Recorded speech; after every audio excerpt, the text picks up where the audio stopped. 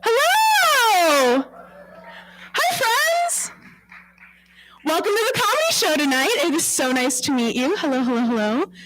My name is Aliya Brown, and I am your host this evening, this magical evening of comedy. I just want to give a quick shout out to the track team. They've been working really hard after school to make this happen. So everybody, big round of applause to the track team. Congratulations, congratulations. How many of us are on the track team right now in the audience? Awesome, we're raising hands because this is a school. Let me teach you how we do it at comedy shows.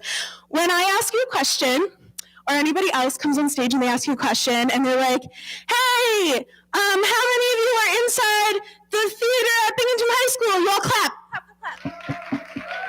Very nice, very nice, very nice. So, how many of us are on the track team? Very good. I love the adults that are clapping. Do we run or do we coach? We watch. We are professional spectators. I love that. I love that. I love telling people that I'm a professional freeloader.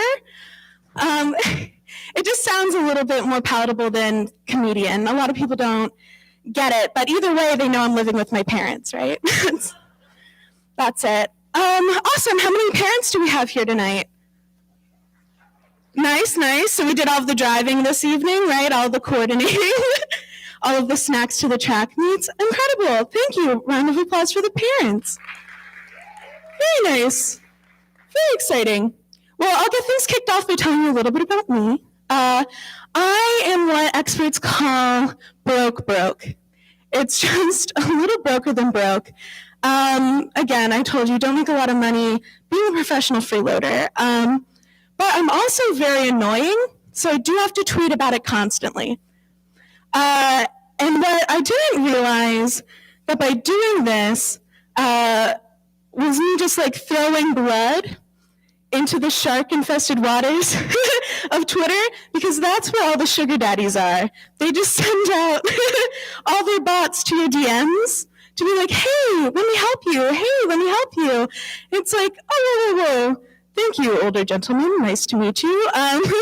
This is not something I would like to participate in this evening. There's only one older gentleman right now who could realistically solve my student loan problem, and Joe Biden has yet to DM me. That's still waiting on that one. Right? Let's solve the student loan crisis.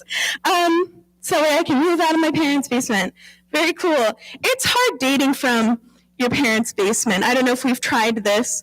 I'm sure the adults in the audience do not share this problem. I'm only 23, so making it work with what I have.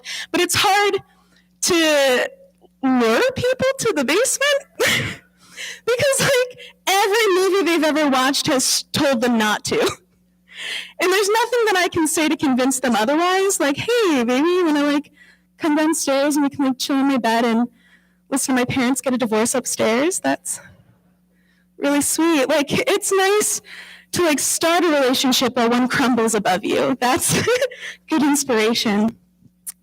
Are we vaccinated? We're vaccinated in the room? Very nice. Me too, I'm boosted. Boosted.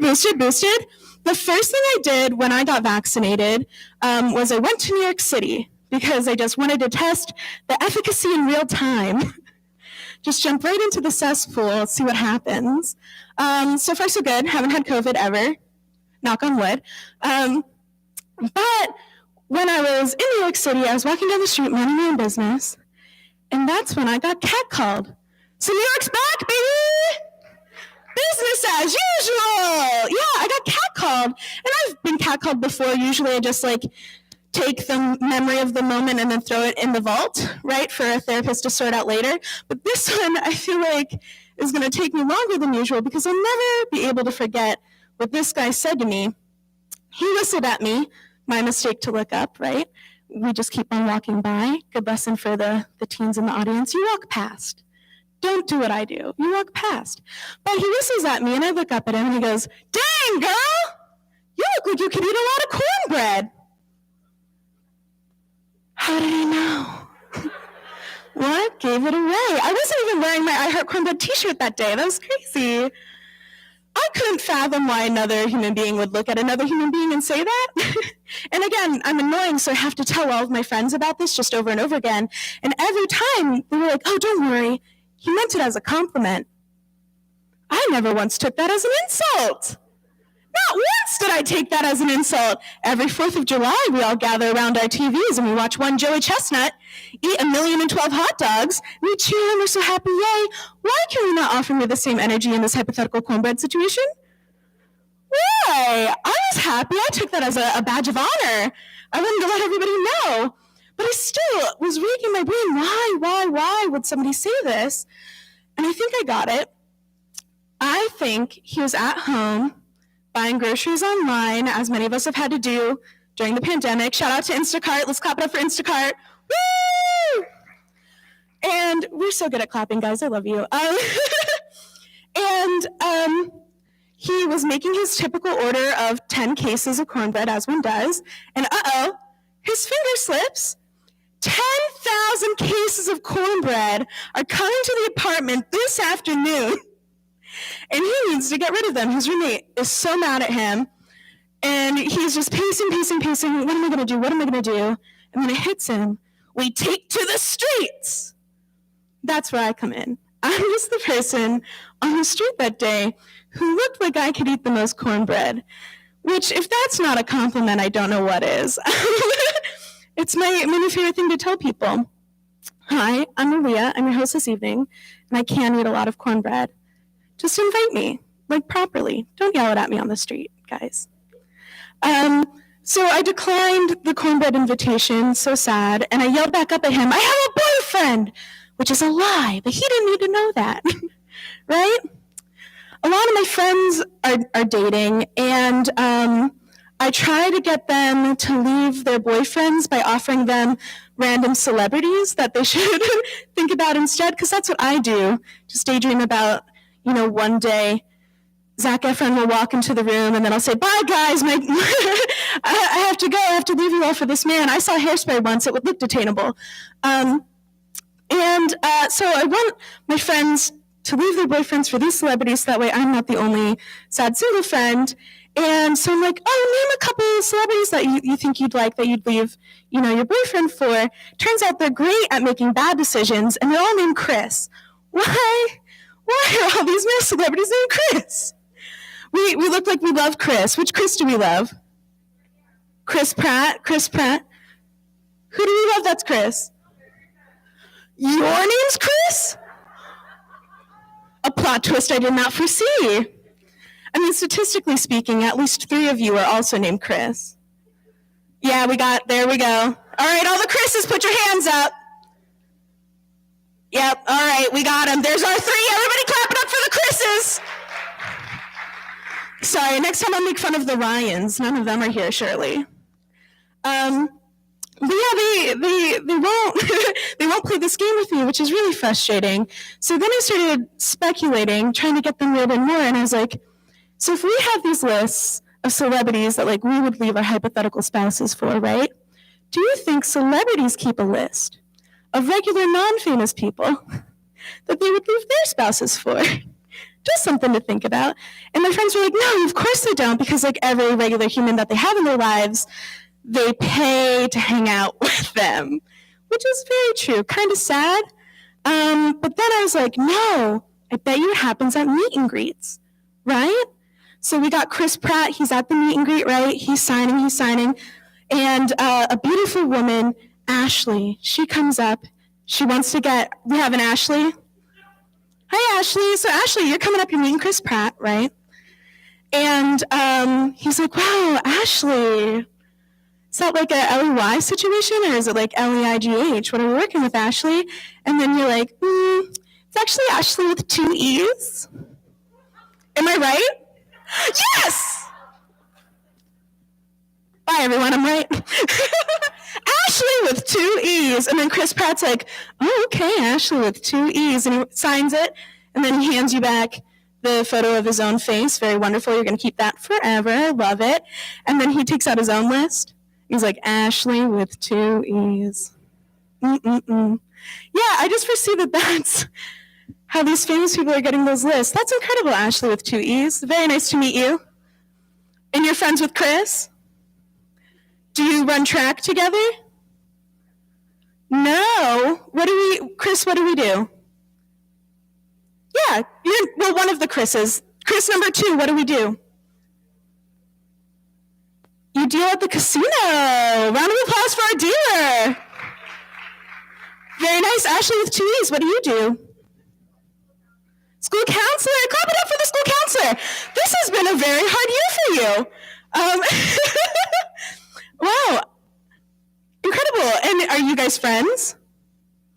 Very nice. You guys should hang out with Ashley with 2 E's and Chris Pratt. I think you guys would have a lot in common. A lot to talk about. So it's true, I'm the only one of my friends who's single, and obviously it does not bother me. That's why I'm telling a room full of strangers. And I was thinking, like, why me? Like, what about me is it that this is the case? And I think I got it. I think I peaked in middle school. Just going to let that sit for a second. Did we peak in middle school? Are we better than me? What happened? No, I definitely peaked in middle school, and I know that I did because in middle school, I had 2 boyfriends, not at the same time. I'm classy. I had 2 boyfriends, and not to brag or anything, but one of them is in jail now, so I got that going for me. My plan is I'm just going to wait for him to get out on good behavior or whatever they get for manslaughter nowadays. I don't know. I'm not. Oh, we don't like manslaughter? What's wrong with manslaughter? Talking bad about my boyfriend when he finds out he's my boyfriend. I'll write him a letter. They let them read those. Well, no, I think it's a foolproof plan because I'll always know where he is. And I'll know if he's talking to other women because they have to sign in. Right? And I just cannot resist a man in uniform. I can't. Orange is my favorite color. I don't know. Is it desperation or am I smart? Am I a genius? What is it? Which one? Right. Also, hey, did I forget to tell you guys that it's my birthday? Yay! Thank you guys. Jokes are lies sometimes, but I just really wanted you to clap for me. I told you I'm annoying and I love attention. And everyone coming up on stage tonight also loves attention. So they're going to want you to act like your best, your top 100, your best clapping. You're cheering, you're nodding, you're yesing, you're adding 2 E's into your name for no reason. They love it. They love it. So I'm going to have everybody practice. We're going to clap number 10. Let me hear a 10. Beautiful, beautiful, beautiful. Can I hear 11? All right, just the Chris's. Incredible. I think you guys are ready for me to get this show moving. Are we ready? I am so excited to introduce you to our next comedian hitting the stage. They have performed all the way from LA to New York City, but they are a Binghamton favorite. We love him. It's Josh Wallenstein! Woo! Thank you. Guys, give it up for your host, Aliya. Yes. Where's Chris number 2? Where's Chris number 2? He's the dealer at the casino. Oh, yeah, you're cute. We'll talk later. Guys, it is good to be here at Binghamton High School. It's my alma mater. I went to school here, got a swirly in that boys' bathroom right out there. Yes, and that was just earlier tonight. So things were good for me. It was really good to be here. I'm going through a bit of a rough patch right now. I'm going through a breakup. But it's okay because once we broke up, he gained a ton of weight, all muscle. He got very hot once we broke up. But we don't talk about that part. When we tell our friends, we leave that part out. But I knew that I had to end things because he was like very into sports, but like we all have our flaws, you know, it's okay. But he really wanted to take me to a baseball game, and at the game he was very enthusiastic. He knew both of the lineups, he knew all their stats, he knew their favorite ice cream flavors. Would have been impressive if we were not at a Little League game. It was very concerning. I don't know if you've ever been to a Little League game next to someone who's shouting, "Good eye, cookie dough," but it's very uncomfortable. Cake batter up. All right, we're done with that one. Don't worry, we're done. But I went here, went here to high school. I was actually voted most likely to go to Hollywood, which is how my class got away with calling me a huge flamer. That's all that was. Ironically, that was my AIM screen name all throughout high school. Huge Flamer 93. Yep. Now, I was very eccentric in high school. I wore a lot of pink, as you can tell, and this one day in class, I overheard these two guys talking, and one of them was like, "Why is Josh wearing a girl's shirt?" And I'm like, excuse me, it's called a blouse. Like, hello? Also, just like a very weird thing for a history teacher to say. Didn't like that. Let me tell you. Really sucks to have your dad as a history teacher. It's not fun. It's not fun. Really cramps your style. It does. Things got so bad for me at one point that, and this is so stupid, and I wish I didn't do it, but they got so bad that I ended up calling in an anonymous bomb threat to the school, which I know, like, I wish I could take it back, but the principal did know it was me immediately because the threat was for a glitter bomb. So, like, that is damning evidence. It is, but... So I had a crush on my best friend all 4 years of high school. If you have not had a crush on your best friend, you should try it. High schoolers, guys, track team, it's a good time. You should do it. It always ends well. It really does. But I did. I had a crush on him, and nothing ever happened because he was straight. But we can't all be perfect, right? I actually just ran into him a couple of weeks ago at a bar downtown, and we're catching up, had not seen each other in years, and this guy comes over after a few minutes and hands him a drink, and he says, "Oh, Josh, I want to introduce you to my boyfriend." And I was like, "Oh, excuse me, when are you finally going to tell this guy that you're straight?" Because... like, I was brokenhearted. Like, this guy's gonna be crushed, His boyfriend of 3 years is straight. He's gonna be blindsided. It won't be good. It won't be good. So I work with kids. Usually that's pretty concerning to people, but the kids are all right. Don't worry, we're doing good. I work at an elementary school. All that means is I've opened like 30 more Go-Gurts than you have today. The kids are always like, "Why do you eat so many of those?" I'm like, "Don't yuck my yum, all right? Just let me do my thing. Let me do it."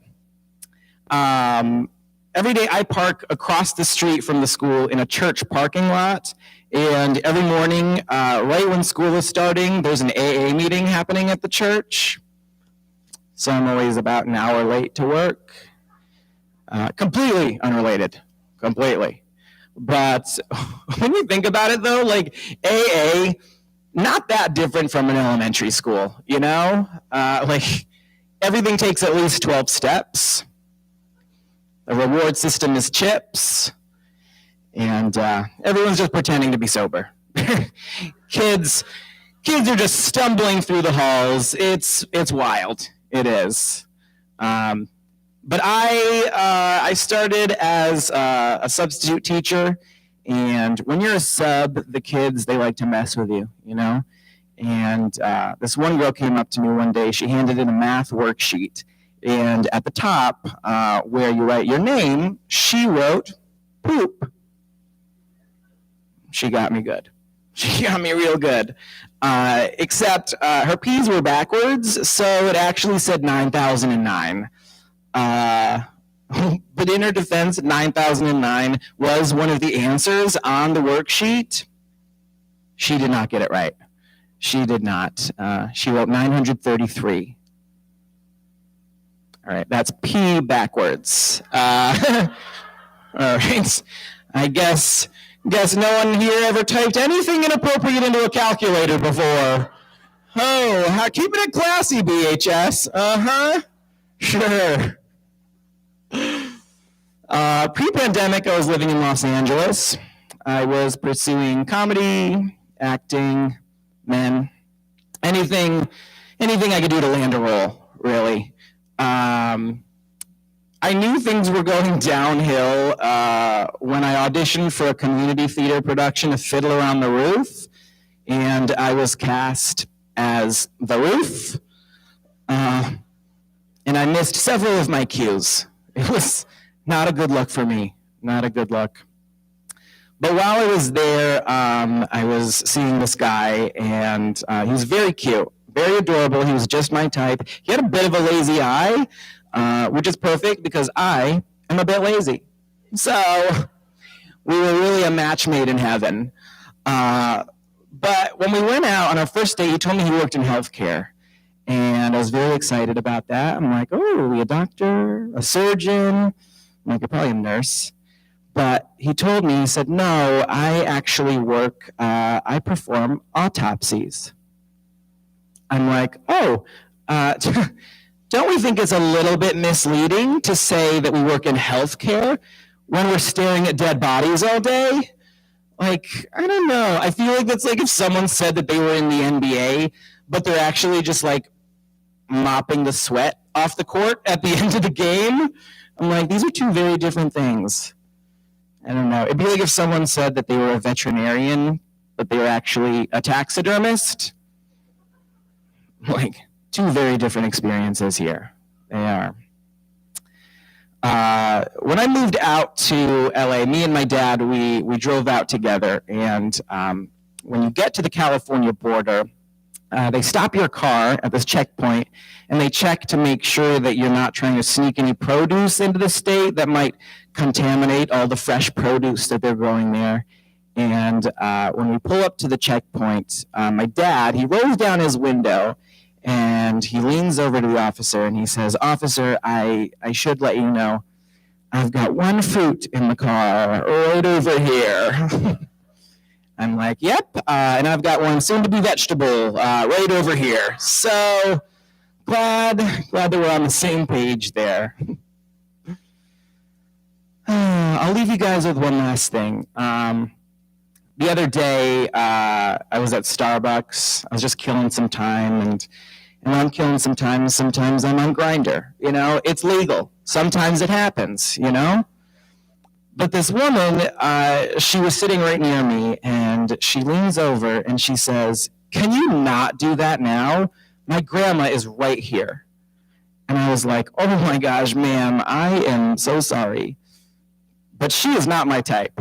No, I'm sorry. I'm like, she's cute, she's adorable, but she's a little too young for me. So no, thank you. All right, guys, you've been awesome. My name is Josh Wallenstein. Thank you so much. Have a good night.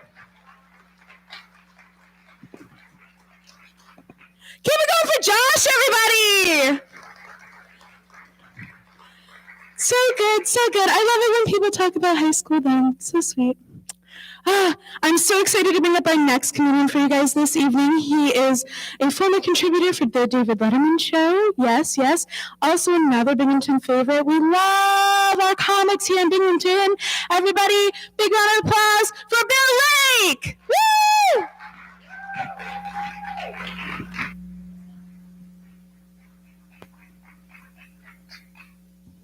Thank you. One more time for Aliya and Josh, everybody. Thank you very much for inviting us to be part of your fundraiser tonight. And one more time, a hand for the track team. I got everybody in here. Great job. I did have a hard time catching him down the hall, but I made it. So before the show, we were all hanging out in the health office. That was our green room. So I'd just like to report I'm 74.5 inches tall and 178 pounds, and I do not have a hernia. So that's all good news. I am kind of a tall guy. Anybody out there over 6 foot? Yeah. So one guy. This happens to me at the grocery store. A much shorter person will come up to me, ask me to reach something for them off the top shelf. Right? That's fine. You know, I'm glad to help. That's socially acceptable. Why is it not socially acceptable the other way around? Right? Why do the short people get so upset when I go up to them in the grocery store and I say, excuse me, could you grab that for me off the bottom shelf? I mean, you're a lot closer than I am. Oh, lift with your legs. There you go. All right, that'll grow. Okay, now go catch up with your parents. They don't like that. How many people grew up with a junk drawer in their house? Everybody, right? I have a very distinct memory of having a really detailed conversation with my dad about how I was going to make a robot out of all the crap in our kitchen junk drawer. And looking back, I think that shows I had a pretty vivid imagination because my dad never talked to me. Some of these are going to be a little dark, so just let's loosen up. Joshua should have loosened you guys up pretty well. But my dad, he did come to every single one of my team's Little League games for 3 years, even though I sat the bench and never played a single inning, because that's what good coaches do. I was a big baseball fan growing up. My favorite player was Hall of Famer Hank Aaron. I rode away for his, rode away for his autograph. It was a big deal. I framed it. I hung it on my wall. Still have that autograph to this day. But I found out recently, Hank Aaron had his secretary sign all of his autographs. I know. I mean, how deceptive of Hank Aaron to hire a secretary named Hank Aaron.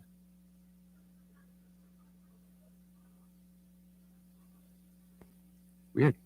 How about this? How many people had elderly relatives who would not swear around you? My grandmother would say H-E double hockey sticks, right? And yeah, I thought she, just didn't want to swear. But then one day she said S-H helmet pucks. And I realized she just had a problem confusing the alphabet and hockey equipment. That was weird.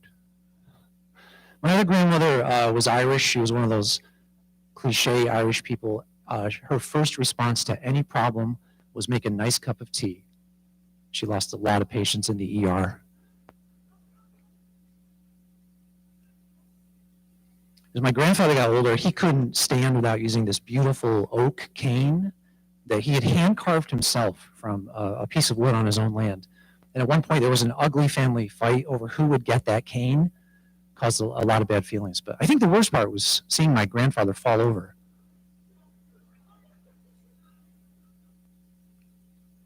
All right, some of us are catching on slowly but surely. Actually, I lived in my parents' basement until I was 30. Towards the end, they started changing all the locks, but I still managed to escape. Oh, well. Maybe some of you that are older, I find this as I get older, I talk to someone I grew up with that I shared an experience with. They have remember completely different details about that experience. Like recently, I messaged my best friend from growing up, and I said, hey, remember when we broke the neighbor's window when you threw the football? And he's like, you were not my best friend. I'm glad you think that's funny. That was very hurtful. All right, so Joshua, I think he opened things up. I'm gonna try a dark one. I do pretty dark jokes. This will be a test joke. We'll see how this goes. When my wife was pregnant, she felt our son kick her belly dozens of times. He really didn't want a baby sister.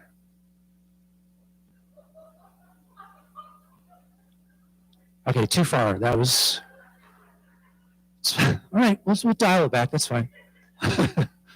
So obviously I'm a married guy. The other night after dinner, my wife was debating whether she was going to have dessert And she's like, no, I'll be good. And I said, you know, you should just enjoy yourself. You could be struck by a car tomorrow if the guy sees my text.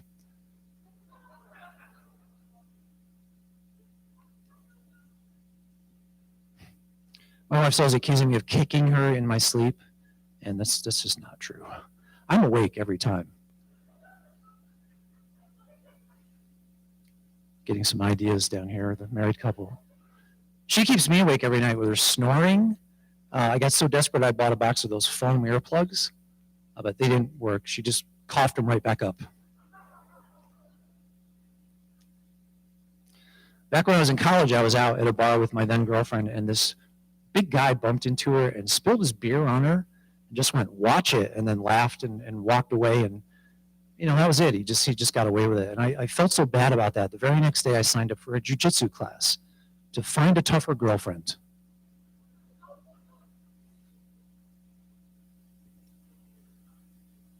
One time, a woman I'd never met before ran up to me on the street, and she hugged me, and she held on, and she whispered in my ear, there's a creepy guy following me. Could we pretend we're a couple?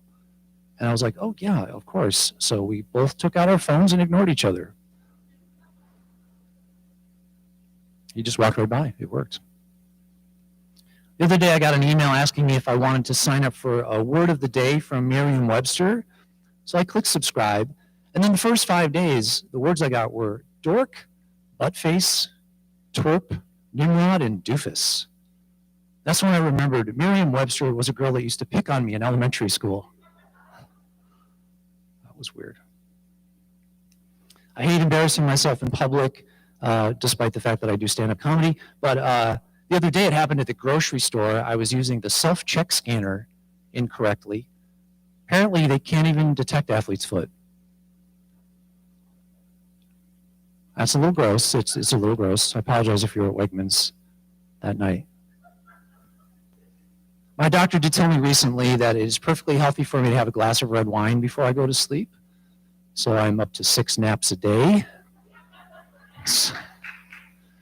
All right, now we found the topic we're all on to, alcoholism. Okay. Nice.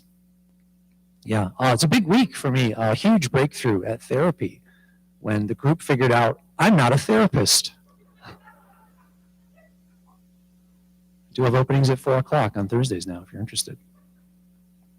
I recently bought a set of dumbbells. I set them up on the dumbbell rack so they go from the 60s down to the 10-pounders, and that way, as I work my way down the rack, it gets easier to dust.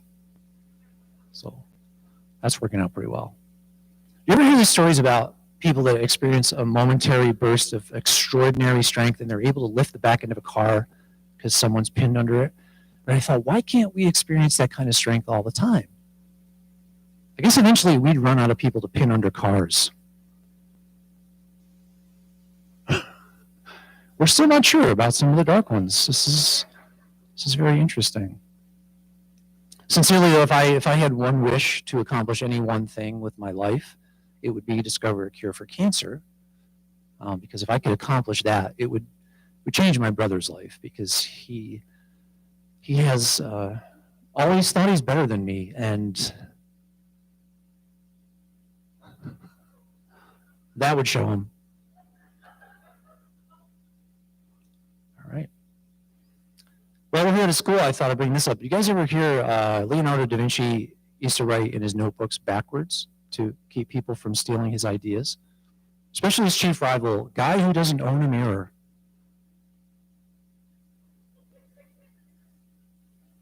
Got this side of the room pretty warmed up. Over here, I'm not sure. I think there's a few people over there, but all right, anyway. How about this? Have you ever considered maybe global warming isn't real and the icebergs just seemed bigger when we were kids? Any science teachers in here that could verify that's? I don't think that's true. I have a buddy who spent all summer hiking every one of the 60 trails in the Grand Canyon. Turns out his keys were in his pocket the whole time. Crazy. All right, well, I did do a few dark jokes. I want to leave you guys on something positive. I became a firm believer in reincarnation a couple years ago when a friend of mine passed away. He was hit by a truck crossing the street, and he always said he would come back as an eagle. And sure enough, on the day of his burial, we were all gathered at the cemetery when suddenly a lone bald eagle rose up from a nearby pine and soared over our heads across the road and was hit by a tractor trailer. So you gotta believe. Thank you guys very much for letting me share my time with you. I am Bill Lake. Let's hear it for Aliya one more time. Keep it going for Bill, everybody! Bill, Bill, Bill, Bill, Bill, Bill, Bill, Bill. Right, like Bill Nye the Science Guy. I always want to get a room to chant that with me. Or my younger track folks in the audience, we know Bill Nye the Science Guy, right? Yeah, awesome. Very good. Our next comedian, our headliner this evening, is best friends with Bill Nye. It's very true. You can ask him, and he won't lie to you at all. It is true, actually. I know I've made it sound like a lie, but I promise you it's not. They are best friends. They exchange Christmas cards. Now I'm stretching it. Guys, I'm so excited to welcome our headliner this evening. He has his dry bar comedy special called The Favorite out on YouTube, and you can also catch him doing very, very silly things on TikTok. Everybody, please welcome to the stage, Mr. Glen Tickle! Hello, thank you, Aliya. Hi, everybody. Like Aliya said, my name is Glen Tickle. I'll address it at the top. That is not like a stage name or a fun little joke. Glen Tickle's my name that I have to use in my life when I meet other people and it's hard. I used to work as a substitute teacher, which is a rough gig for anybody. But for me, I had to wake up every morning at 6 a.m. to stand in front of a different group of little kids I'd never met and write Mr. Tickle on the board. Then in parentheses underneath, yes, really, and I would spend homeroom trying to convince them I was a real person and not a prank their teacher was pulling. And I made the mistake. I taught in the school district where I live, and the reason that's a mistake was because I was a sub, so I knew all the kids in my town, but none of their parents. So I could be walking around, get recognized by some little kid, and look, it was a fun sub. I was Mr. Tickle. That kid is thrilled to see me in the wild. I'm like a Pokemon to that child. But no parent wants their 7-year-old running up to a bearded stranger in a Walmart shouting, Mr. Tickle, Mr. Tickle, I've missed you. Give me a hug. I don't know why I make the 7-year-old talk like that when I do that joke, but it's fun to yell. I'm not allowed in the Walmart in my town anymore. That's why I came here today. And I wanted to change my name when I started teaching because kids are mean, but I couldn't do it because it's really my last name, and I have family members who've done harder jobs than I have ever done. For example, my father was a police officer, strapped a gun and badge on every morning to keep the streets of suburban New Jersey safe as Officer Tickle.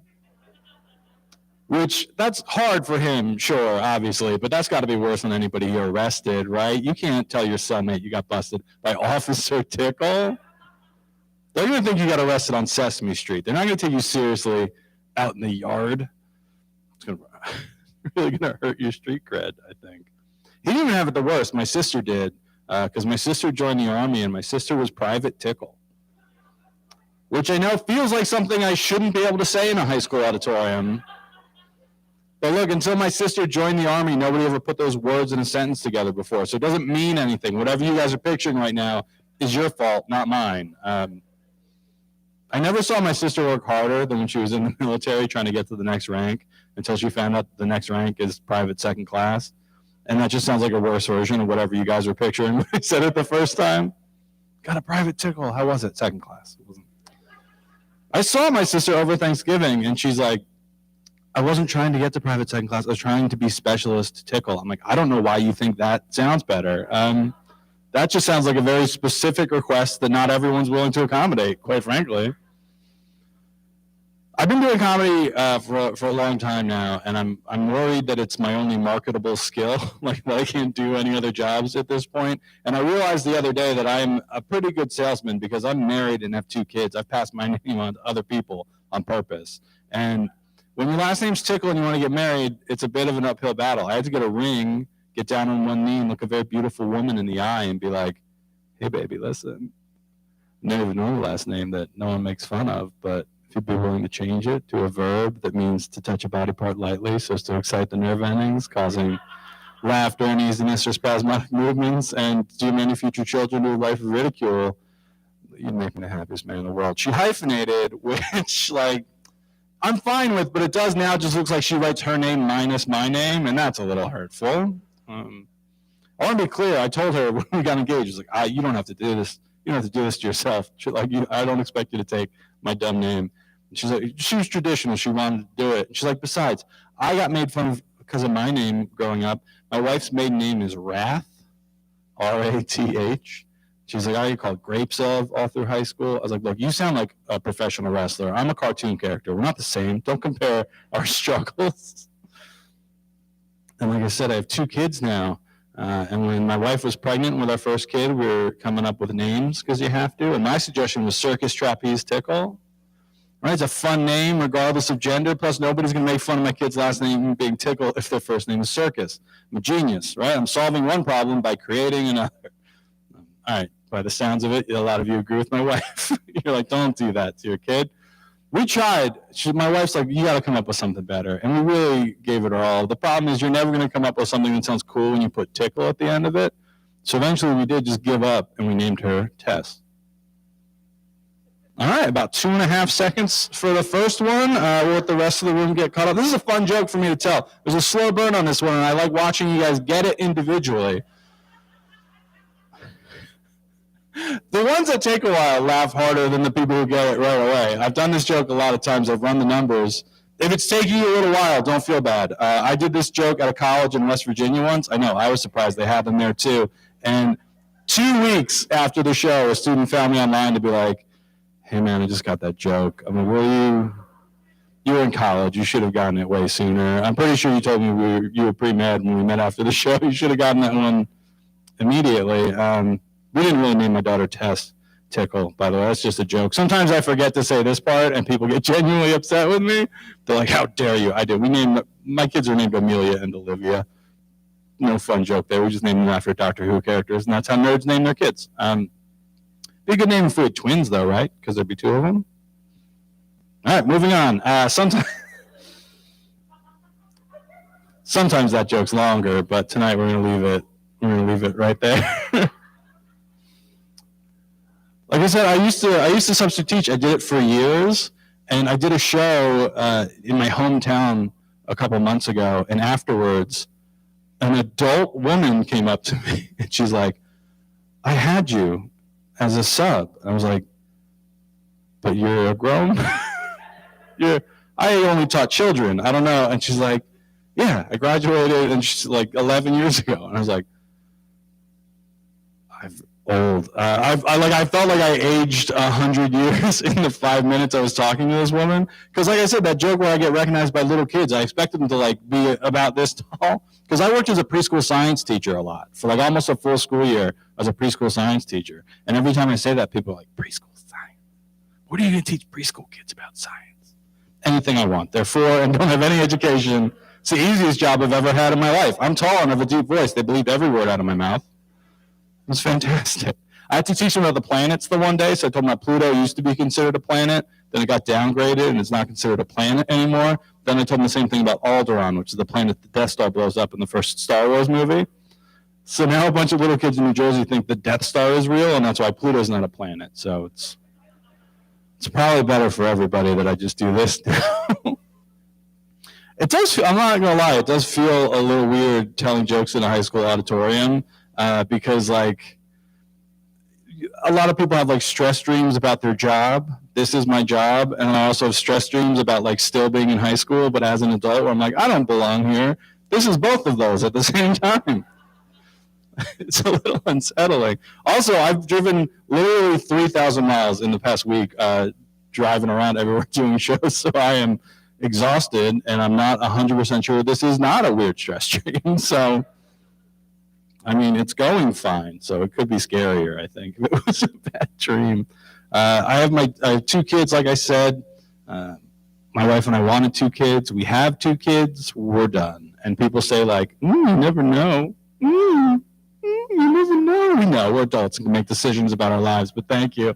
I know I'm done. I made an appointment with a doctor. I'm done. Right, I'm done. But and I said people say it. It's just my mom specifically. It's Pam Tickle. She's like, what do you mean you're only giving me 2 grandkids? Get to work, slugger. I was like, I don't. And she was like, well, you have 2 little girls. Who's going to carry on our family name? Mom, our family name is Tickle. Let this one die, right? We don't need to do this to anyone else. I understand why I kept it for professional reasons. I don't know what anybody else in my family's excuse is. She's like, but Glen, you got to try for a boy. Boys and girls are different. I'm like, yeah, Mom. Girls and girls are different. I don't know if you guys have ever met 2 women before. They're not all the same. It's weird that my mom thinks they are. Even the 2 kids I'm raising are very different from one another. My kids are real R2-D2 C-3PO from Star Wars vibe about them, because like they're 8 and 3. So my older daughter talks a lot. She's very tall, skinny. Sometimes you wish you could just turn her off. Meanwhile, the little one's just running headlong into danger, babbling nonsense you can't understand. That kid's an agent of pure chaos. My youngest daughter, Aliya, she lives her life the way I play the game Grand Theft Auto, which is like, I'm only ever a little bit sure what I'm actually supposed to be doing. So sometimes it's like, I don't know, let's steal a car and see how long we can outrun the cops. Like, that's the energy she brings to every day. My morning starts every day with a 3-year-old kicking in my door being like, let's go, old man, we're having an adventure. All right, kid, let's see where the day takes us, you little maniac. Lead the way. She broke her arm recently, my 3-year-old. She fell off the monkey bars at a playground conveniently located right next to a hospital. So we're like, hey, points off for the monkey bars, but you can't beat the location, right? So we still gave it 3 stars on Yelp, and we scooped our kid up, walk her into the ER, and they do an x-ray on her arm. Like, oh, it's actually a pretty serious break. She's going to need a child orthopedic surgeon to reset the bone, and we don't have one on staff, so we're going to have to move you to a children's hospital so she can see the child orthopedic surgeon. And I was really nervous because, like, it's scary when your kids hurt themselves and you find out you have to go to a second location. But I relaxed when we got there, and I realized the child orthopedic surgeon was an adult. It wasn't just like a bigger kid. I thought it might have been like an 8th grader with a scalpel, or like, because she's little, so I thought maybe they would need tiny hands to like put her back together, right? He was a grown man. He was younger than me though, so I still made him like show me a diploma. I'm like, I'm gonna need some paperwork there, Doogie. I don't fully trust this. I can tell every time I bring up jokes about my daughter breaking her arm, I lose people in the audience a little bit, and they're like, don't make fun of your little daughter for hurting herself. So he just goes, yeah, I'm going to keep doing it. And I say people, it's also just my wife specifically. She's like, hey, maybe stop roasting our 3-year-old for falling off of a playground, you monster. The thing is, like, this is how I deal with stressful situations, is like by making jokes about it. I've been in therapy before, and my therapist has been like, Glen, you don't have to make jokes in here. I'm like, no, I do. That's why I came. Can you help me stop? And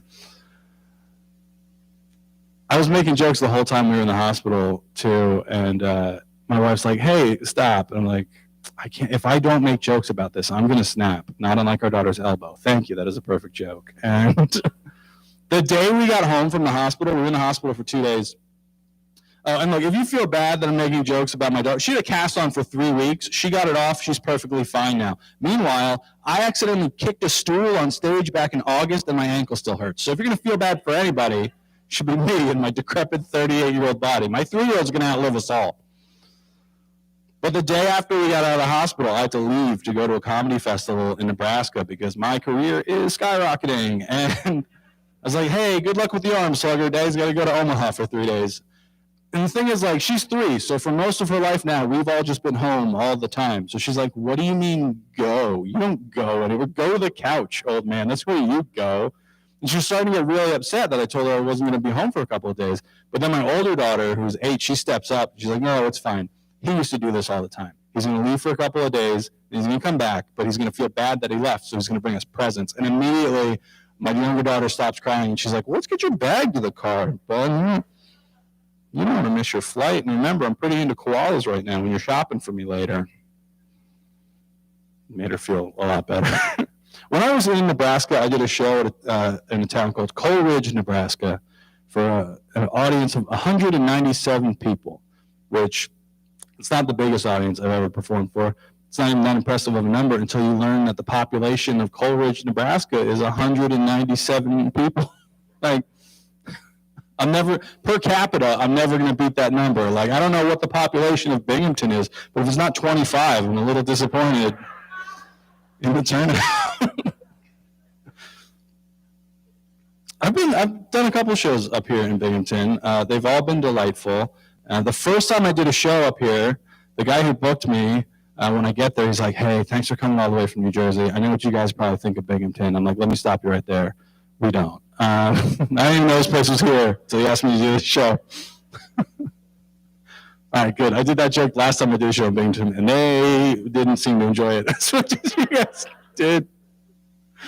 I travel a lot for comedy now, but I've been doing like a ton of online shows in the past year and a half, and I like a ton of shows on like WebEx and Microsoft Teams and Zoom. In 2020, I got to do a zoo show, like a show at a zoo with animals, and they called me. They're like, "Glenn, we'd love to have you come headline the big zoo fundraiser. Normally, it's like a big event. Everybody gets all dressed up. We make a big night out of it, but there's a lot going on. So we're going to do a smaller event outside at the zoo. We're going to have you tell jokes at 3 p.m. on a Sunday in front of a penguin enclosure." I was like, "Heck yeah, I would love to tell jokes to penguins." He's like, "That's not what I said." I'm like, "Well, we'll see how it goes." And I know there's a lot of reasons to not go to a 3 p.m. outdoor zoo comedy show in the middle of a pandemic, but no one came, and I took it personally. I was like, "Is it me?" I thought the guy who booked me was going to be mad at me specifically that no one came. I thought I was going to do my set for the penguins and get off stage. He's going to be like, "Hey, man, no one came to the zoo, so we're shutting it down, and that's your fault. They're just in the back opening all the cages now. All the animals are just on their own, just running around because of you, because you didn't have enough of a draw. So now there's just a bunch of wild animals running around Pennsylvania. You know that giraffe you brought your kids to feed last year? They climbed that ladder. They gave it that big piece of lettuce. We just opened its gate and we're like, "Hey, man, this is Glen's fault, but get out of here." So now however many wild giraffes you think there are in Pennsylvania, just add one. It's not true. They didn't let all the animals out of the cage. But this next thing is true. I don't know if you saw this headline, but a few months ago, 5 zebras escaped the Baltimore Zoo, and as far as I know, are still on the loose. I was in Baltimore when this happened, doing shows, and I didn't know about it until way later. And I don't know what I would have done if I was driving around Maryland and 5 zebras jumped out in front of my car. Who do you call to say you're having a hallucination in Maryland? Like, I did see a headline more recently that said, "Dead zebra found, believed to be from zoo escape." Like, guys, it's probably a pretty safe bet. I think we can Occam's razor this thing. It seems pretty unlikely there's a 6th zebra in the wilds of Maryland that you guys didn't account for. I did that joke in a show in Florida a little while ago, and they're like, "Why is that weird?" And I'm like, "Why would 5 zebras running around Maryland be weird?" And I'm like, "Why do you not realize how weird that is?" And then I realized I was in Florida. I was like, got it. Yeah, that's... Because if I walked out of the venue, like I was doing a show at a casino in Florida, if I walked out into a Florida casino parking lot and there were 5 zebras there, I'd be surprised. Not as surprised as if I saw them in Maryland, but like, I'd be slightly startled. On that Nebraska trip that I mentioned, it was for a comedy festival, and sometimes at festivals they like plan little outings for the comics so we don't get bored during the day. And we went to the Omaha Zoo, and while we were at the Omaha Zoo, a rhinoceros escaped its enclosure. I'm like, "Is it me? Am I doing this? Do you guys have a zoo in Binghamton?" You do? If you find out a bunch of gorillas escape tomorrow, it's something. I don't know if this is like a Fight Club situation where I don't realize I'm doing it, but I'm apparently traveling the country letting animals out all over the place. I don't know what the minimum breeding population for zebras is, but I hope it's 4, because how great would it be if now there's just wild zebras running around Maryland? No, you guys are against it? All right, cool. I'll put them down. I wasn't gonna, but I'm going to say Binghamton told me, kill those zebras. I didn't want to do it. Do you guys know the marshmallow test they do on kids sometimes? Back to my point of my children being very dissimilar from one another. The marshmallow test is you put a marshmallow on a table in front of a child, and you're like, "Hey, you can eat that marshmallow, but I'm going to leave for a couple minutes, and if it's still here when I come back, I'm going to give you a second marshmallow, kid." My older daughter would 100% pass this test. She would also somehow negotiate a 3rd marshmallow. I'm not 100% sure how, probably blackmail. Meanwhile, my little daughter would just burn the lab down, not even to make s'mores, just to watch the embers and feel something. She's a maniac. My kids are terrifying. My older daughter is obsessed with death. Like, for example, she just tells us the order we're all going to die in sometimes. We don't ever ask. I never sit my 8-year-old daughter down like, sweetie, who's next? She just brings it up at dinner a lot. It happens to be by age, or that's her plan. I'm not really sure, but I'm far down the list either way. Like, I have time to figure it out. I'm safe for now. But she says creepy stuff so often that I'm numb to it now. It's been going on for so long, like it doesn't stand out to me as weird anymore. And that's a problem because I do bring her out into the world sometimes.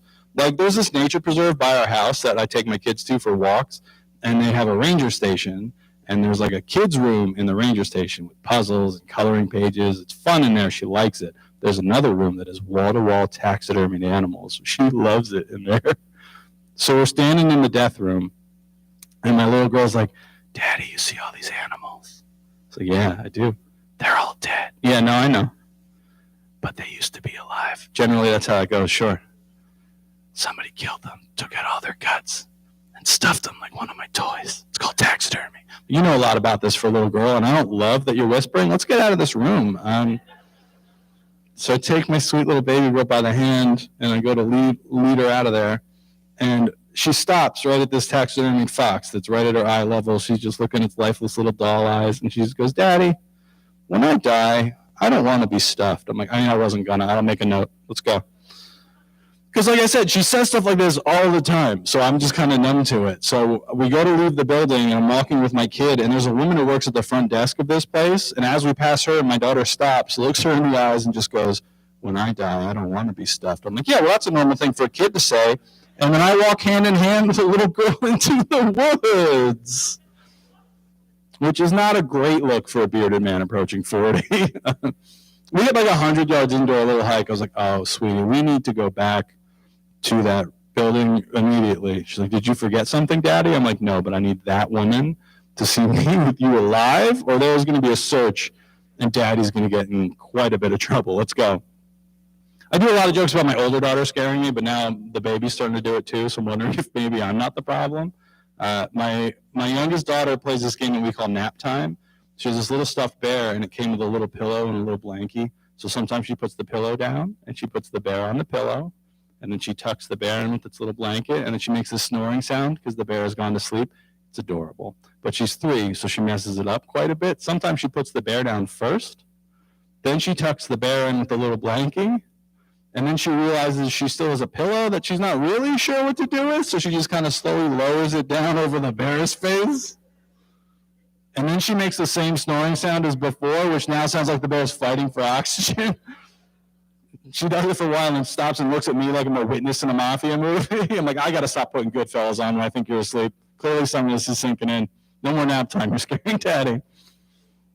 My youngest daughter, from the day she was born, people would tell me, they're like, she looks just like her grandpa. People would tell me that she looks like my dad. I'm like, that's not nice to either of them. I mean, or me, really. Like, because they're different, right? Like, don't look my beautiful infant daughter in the face and be like, you know who you look like?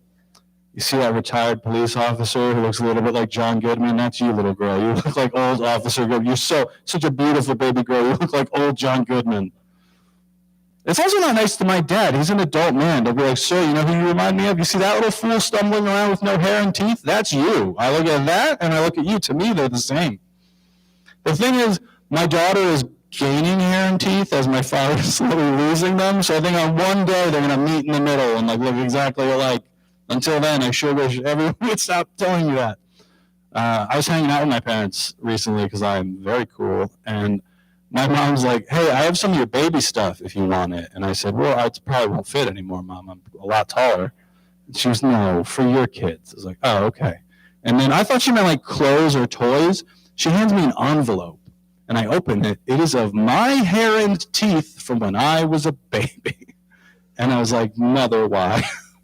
She's like, no, it's your hair from your first haircut and some of your baby teeth. I mean, no, I get it. I know what they are. That wasn't the question. The question is, why do you have them? Why do you think I want them? And why do you think I'm going to someday pass these on to my kids?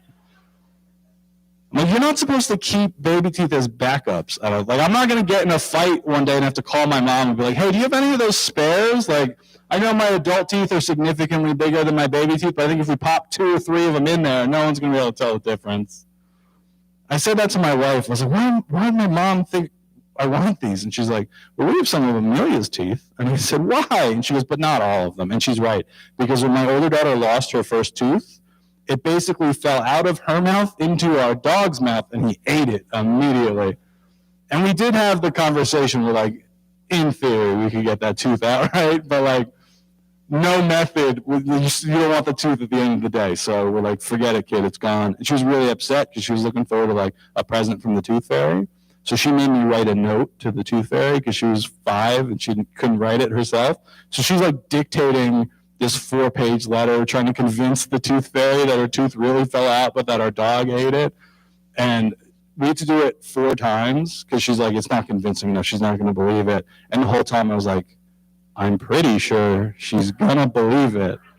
And she's like, no, we got to start over. I was like, Daddy is very confident that you're going to wake up in the morning and there's going to be a present under your pillow. She's like, we don't have the tooth though, so we better do another draft. And I was like, I'm pretty sure you're going to wake up with an LOL doll that was on clearance at Target the other day underneath your pillow. I don't know how young you guys are, so I'm not going to say why I was so confident, but I'm pretty sure. I was pretty sure. My kids don't understand what my job is. And I want to be clear, I'm not hiding this from them. Like, they've seen me do comedy. One of the last things I did before everything shut down in 2020 was I brought my older daughter with me on tour. I was doing a bunch of colleges in New England. I was like, oh, this will be a fun thing to bring my kid to. We'll drive around. She'll get to see a bunch of cool stuff. She gets to watch Daddy do a show every night. So we drive around for like 3 or 4 days. And then on the drive home, my daughter's like, Daddy, what's your job? I'm like, what do you mean? Daddy's a comedian. She's like, yeah, no, I know you're a comedian. I mean for work. And I'm like, like, what do you think we've been doing for the past 4 days? And she's like, I think you're confused. I don't think you understand the question. She's like, Mommy's a librarian. Mommy goes to a library and Mommy helps people. Who do you help? I was like, I mean, me mostly, I guess, but let's not poke holes in this baby girl. I'm worried my comedy career is like when Wile E. Coyote runs off of a cliff and he can stay up there until he realizes there's nothing holding him up. I'm like, you want Daddy to keep paying for private school? Stop asking me questions. Just go with this. My wife doesn't understand my job either, which is weird because she's known me the entire time I've been doing comedy and she does our taxes. So I feel like she should probably have a pretty good handle on it. My 3-year-old, I think, gets it because she's 3. She's in preschool now. She's starting to learn jokes. So the one day I came home, my wife's like, Olivia just learned a joke. Go ask her to tell you a joke. I was really excited because I love comedy and my kids. So I go up to my daughter and I was like, sweetie, Mommy said that you know a joke. Can you tell me your joke? And she just goes, no, I don't have money. I'm like, oh, no, like that's not, I don't drive around telling people jokes and handing out cash. That's not what my job is. People pay me to tell them jokes. And she's like, oh, I'm like, can you tell me your joke? And she goes, no, you do not have money. I'm like, no, see, she gets it. Because like, 1, if you're good at something, never do it for free. And 2, she's right. I didn't have enough money. But I meet like other parents and stuff on the playground sometimes, and they ask what I do, and I lie because I don't want them to go, tell me a joke. Shut up, Derek. But sometimes I'm honest, I'm a comedian, and they don't understand. They're like, no, I mean for work. And then I have to have the same conversation with an adult that I do with my kid. I'm like, I don't know, you're a safety training coordination supervisor, Derek. Explain to me what that is before we get into the finer points of the comedy industry. Stupid Derek. Then I pushed him to the ground and I ran away. Sometimes if I don't know how to end a new joke, I just push whoever I'm talking to and I run away, which is a problem because I do a lot of jokes about my kids. So if I end a joke by saying I shoved a toddler, that's just the joke part. I didn't really. Children are scary. If the earlier examples haven't convinced you, here's some more. That's why I feel like I get booked at a lot of colleges and like high schools, and I think it's to scare children from having other children. They're like, they don't want to sit through an abstinence program, but if we book this guy, no one's going to have kids when he's done with them. This is a true story from my older daughter was 4 months old. And I want to be clear, it's my older daughter. She's 8 now. She makes it through this story okay. I'm going to say a line in a little bit, and a lot of you are going to look worried. She's okay. So when my daughter was 4 months old, I got woken up in the middle of the night by the sound of my daughter crying and of my wife pretending to be asleep. So I go to check on the baby, and I look in her crib, and she's got blood on her face. There it is. She's fine. Right? So I got scared, like some of you are now, because it's scary when you see a kid with blood on their face. So she's crying. I'm upset. And then I remembered, it's not a big deal. She had to have surgery a few days before this. She had her tongue tie corrected.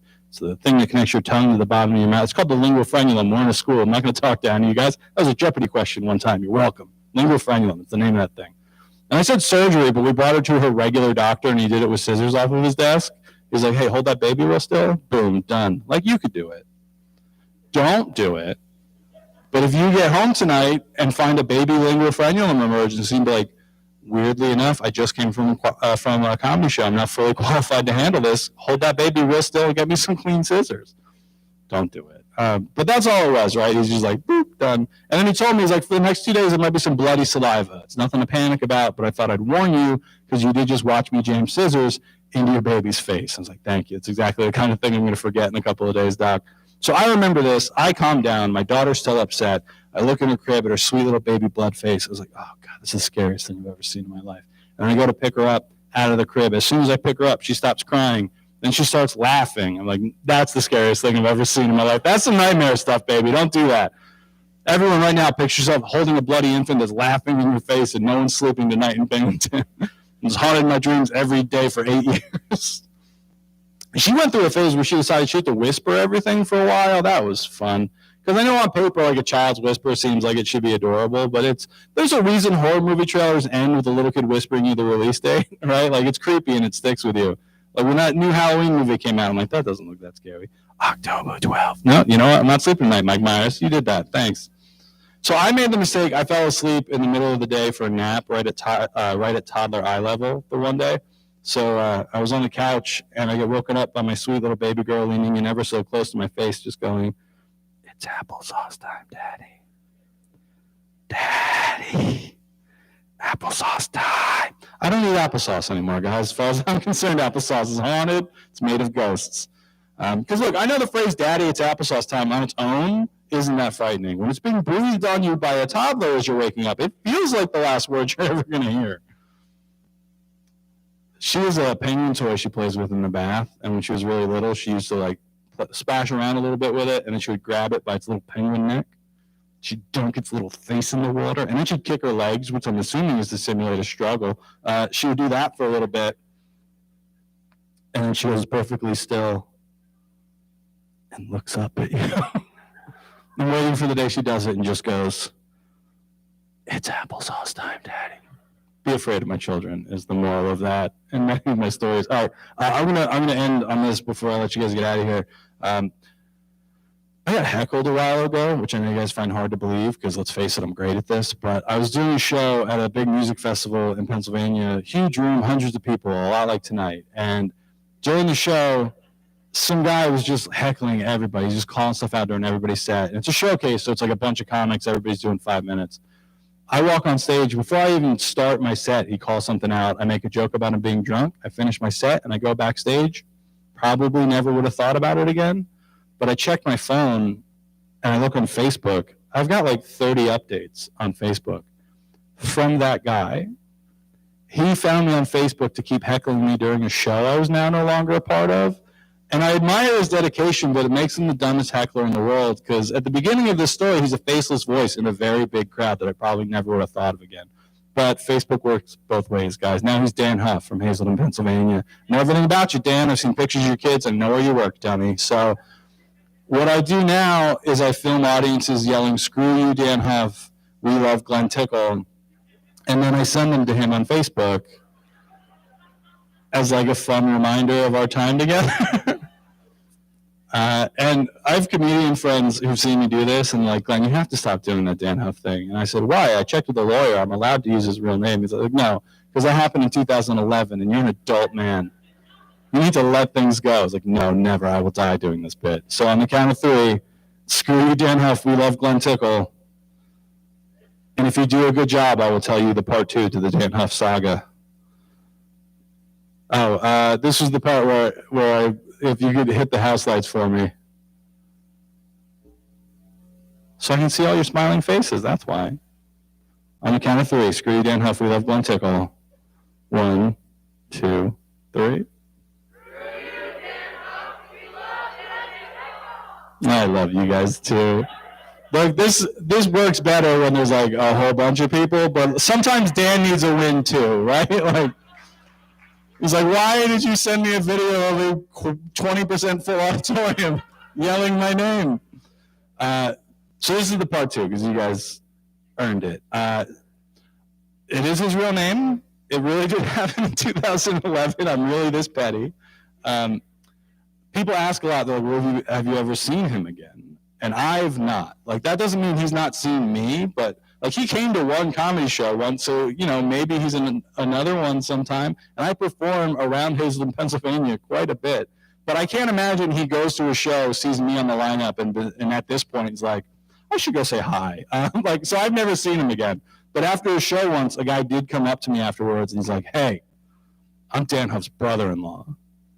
And I was like, ooh, am I about to get punched? He's like, nah, man, we all hate him too. I was like, awesome. And we high-five. It's my best friend now. All right, thank you guys so much for having me. I've been Glen, Tickle. Here comes my friend Aliya Brown. Hi, everyone! Keep it going for Glen and all the other comedians we saw tonight. Bill and Josh and me, Aliya. We had so much fun with you guys tonight. Thank you so much for laughing. Keep it going for the track team. They worked really hard to make this happen. I couldn't imagine having to do more work after school on a Friday. Oh my goodness. And give yourselves a round of applause for being here and supporting important things that happen. We love you guys. Everybody get home safe. Good night.